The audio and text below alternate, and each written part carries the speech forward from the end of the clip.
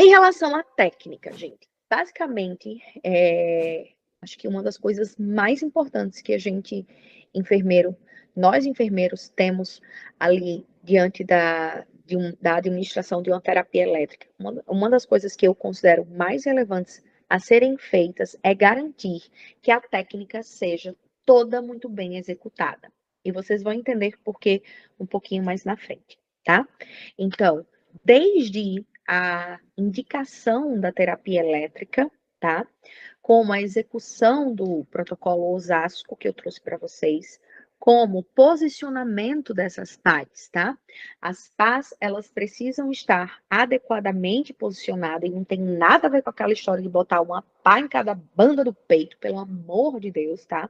As PAs, elas devem estar na posição anterolateral, tá? Essa é a posição das pás metálicas que são usadas quando a gente está usando o cardiodesfibrilador, tá?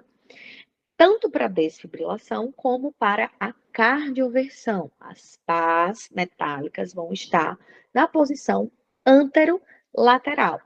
A primeira pá vai estar lá nomeado a pá que deve ir para a região infraclavicular, tá? Então, na região infraclavicular, a primeira pá, e a segunda pá na região de ápice cardíaco, tá? Ponto de ausculta máxima, tá? Então, aqui.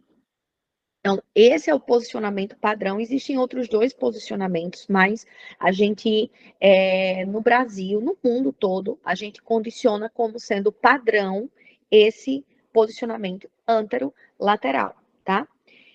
Importantíssimo a colocação de gel condutor nas pás metálicas. Por quê? Porque quando a gente não administra, não coloca o gel condutor, a gente tem um risco muito alto de impedância, tá? A gente faz isso para a gente diminuir a impedância e conseguir realmente distribuir esse choque adequadamente, permitindo que todo o sistema de condução ele seja atingido por essa descarga elétrica, tá certo? Eu trouxe também esse item aí, que foi pauta lá no SAMU por um tempo. As nossas PAs adultas acabaram e a gente ficou com as PAs infantil. A gente só tinha PA infantil lá, para DEA, tá? A gente que é suporte avançado, não se preocupa tanto com as PAs adesivas. Por quê? Porque suporte avançado, UTI, não tem nada que está agarrado em DEA, tá? Mas as básicas, elas só tinham as pás adultas. Então, a gente fez realmente um movimento de instruir os nossos colegas quanto ao não uso de pás infantis em adultos, tá?